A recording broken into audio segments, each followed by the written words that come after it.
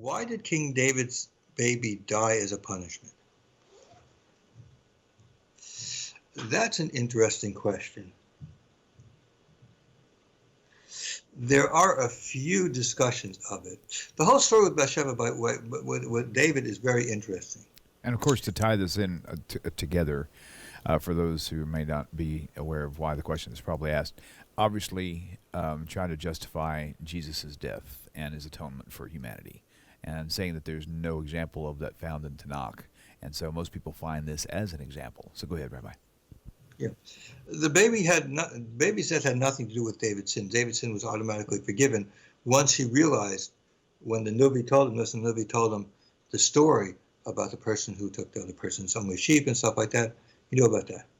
What's interesting to note, again, in that story, there are a number of things that are very interesting in the story. I'll just ask a few questions about it and not answer all of them, but I want you really to think about it. What's very important is, as Christians read stories, but they don't think about it. In the Torah, it's quite clear that when it comes to adultery, both the man and the woman are liable. Both the man and the woman are liable.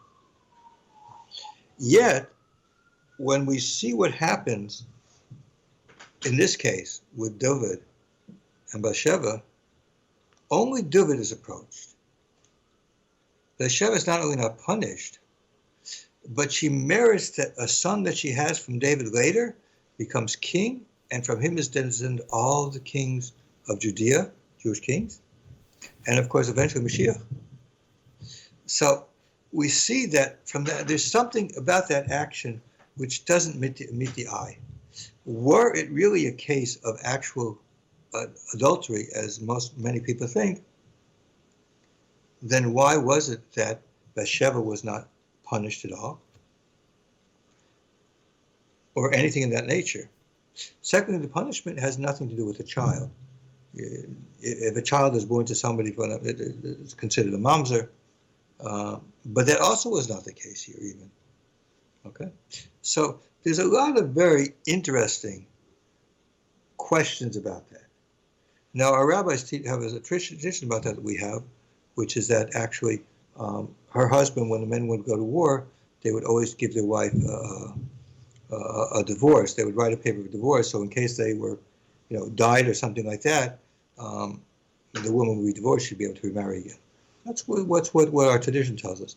But even if you don't want to accept that, you have to think about it. What actually happened? Now, the reason for the child is actually very simple. David had relations with a woman and had a child. And the existence of this child is a very serious problem because it looks back at the specific sin that had happened. What was actually a problem is a different story, but it looks back, it reminds people of it. So that the existence of the child is a problem. Now you have to remember something. We believe that children, everybody has a place in the world to come. So actually, when you leave this world, whether it's young or old, your place in the next world is, of course, going to be there. That's, so while it's very tragic when children die, for the child itself, that's, the child itself, gets its reward in the world to come and many other things. Now, again, the child's existence would exactly be pointing back to King David, so that would exactly would cause somewhat of a problem as far as that's concerned. So just to follow up with that answer, so you're saying the removing the child from the equation was, in a way, kind of like removing a cancerous spot on the body so the body can survive, I guess. Well, something like that. Really, there's a lot of questions that make a difference. If she was forbidden to him, she would have always continually been forbidden to him. It doesn't become allowed to him just because the man dies later on. And so all the children, in some sense, would have been, should have been, not allowed, for example. But in fact, we know that it is. So there's a lot more to that story than we really know about. And a lot of times there are stories in Tanakh, we see there's a lot of stuff there, and our traditions tell us some things. But the point of the matter is that if you're a Christian looking at that, you have to think a second, 1 second. There is more to this story than I know about. Mm-hmm. There's something that we have to know from outside of this story.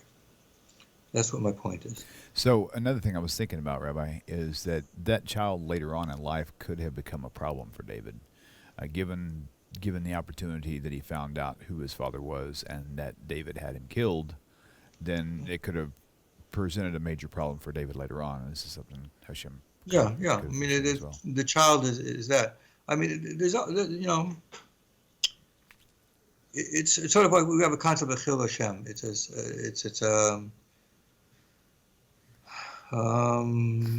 Chil means like desecration of Hashem's name.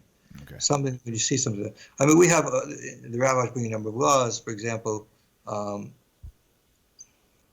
sword used in execution is hidden away after that. We shouldn't do it.